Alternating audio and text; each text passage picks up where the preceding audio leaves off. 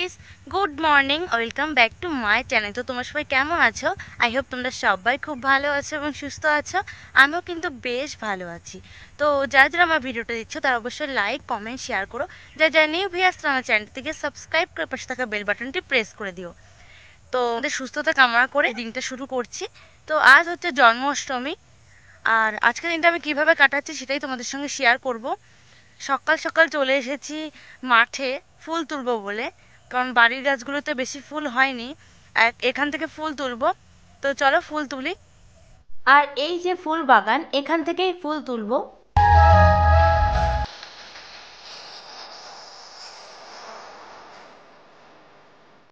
দেখতেই পাচ্ছ এতগুলো ফুল তুলে নিয়ে এলাম।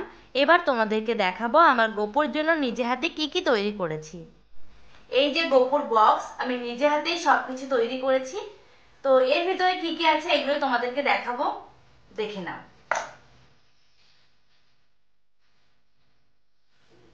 প্রথমেই দেখাচ্ছি এই জামাটা গোপুর জন্য তৈরি করেছি, কেমন হয়েছে? ভালো লাগলে অবশ্যই কমেন্ট করে জানাবে। এরপর দেখাচ্ছি এই তিনটে কোল বালিশ।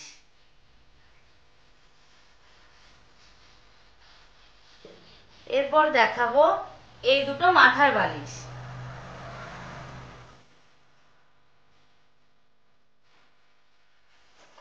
এবার দেখাচ্ছি একটা তুলোর লেপ। তোমরা দেখতেই পেলে নিজে হাতে গোপুর জন্য আমি কি কি বানিয়েছি। তো তোমরা কমেন্ট করে জানিও কেমন লাগলো গোপুর জিনিসগুলো। তারপর বাইরে বেরিয়ে দেখি দিদি এদিকে পুজোর থালা বাসনগুলো মেজে নিচ্ছে, আর আমি ওদিকে ঘরগুলো গুছিয়ে মুছে নিয়ে এলাম।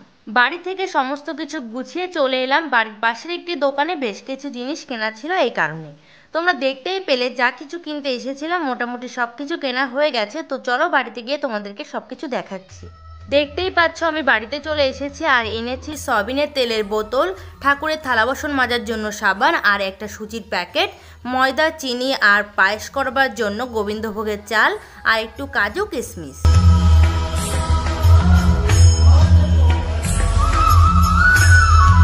এদিকে সব কিছু গোছগাছ কমপ্লিট। এবার যাব স্নান করতে। স্নান করে সবে এলাম, এবার ঠাকুরের জন্য মালা গাঁথবো। তো চলো গেঁথে নিই।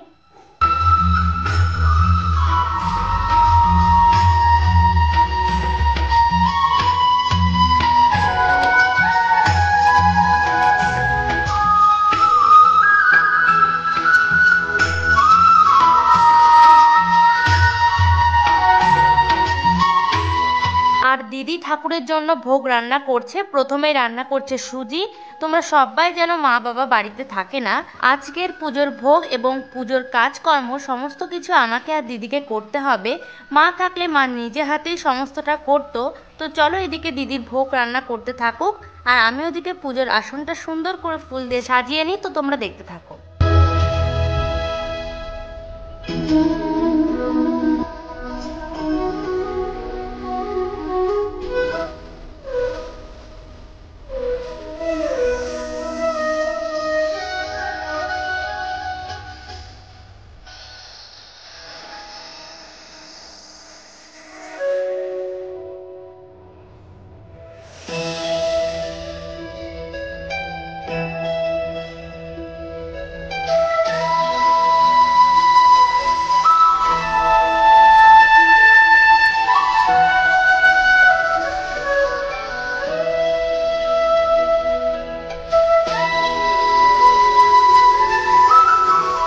তো তোমরা দেখতেই পেলে ফুল দিয়ে আসনটা সুন্দর করে সাজিয়ে নিলাম। এই যে লুচি বানানোর জন্য ময়দা মাখিয়ে নিচ্ছি।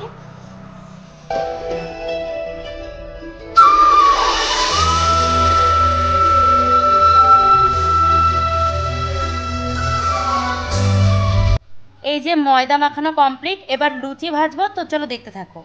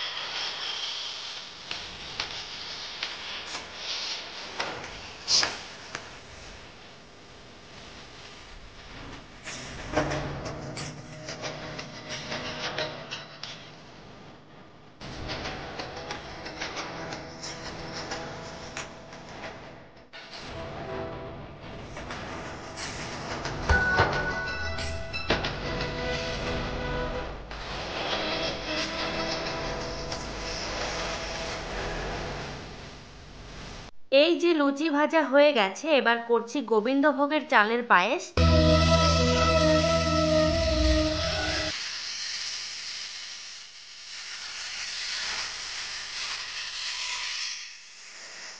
ভোগ রান্না প্রায় সবকিছুই কমপ্লিট, আর পুজোর গোছগাছও কমপ্লিট। এবার ফল কেটে নিচ্ছি।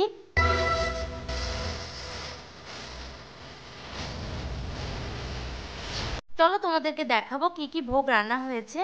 এটা হচ্ছে গোবিন্দভোগের চালের পায়েস, এটা হচ্ছে সুজি, এই যে লুচি, আর এই যে ফল কেটেছে এখানে, আর ওদিকে তালের বড়া রান্না হচ্ছে, এখনো হয়নি। তো চলো তালের বড়া নিয়ে আসি। আর ব্রাহ্মণও চলে এলো, ব্রাহ্মণ গোপুকে স্নান করিয়ে আসনে প্রতিষ্ঠা করে দিচ্ছে। এবার পুজো শুরু হবে, তো তোমরা দেখতে থাকো।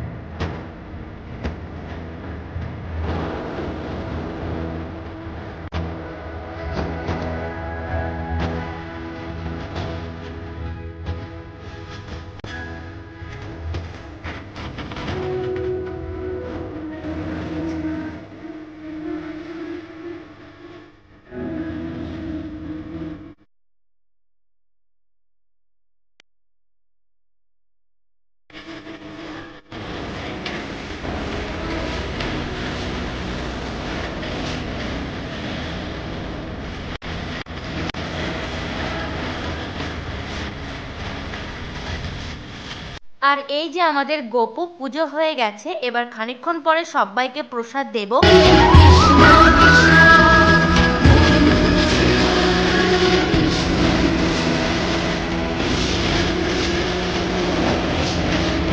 বেশ কিছুক্ষণ হয়ে যাওয়ার পরে অনেকে এসেছিল প্রসাদ নিতে, তাড়াহুড়ো করে প্রসাদ দিয়েছি কিন্তু কোনো ভিডিও করতে পারিনি। তারপর শেষে এলো দুজন পুচকু ভাই বোন, ওদেরকেও প্রসাদ দিলাম, ওরা আমাদের বাড়িতে বসেই খাচ্ছে।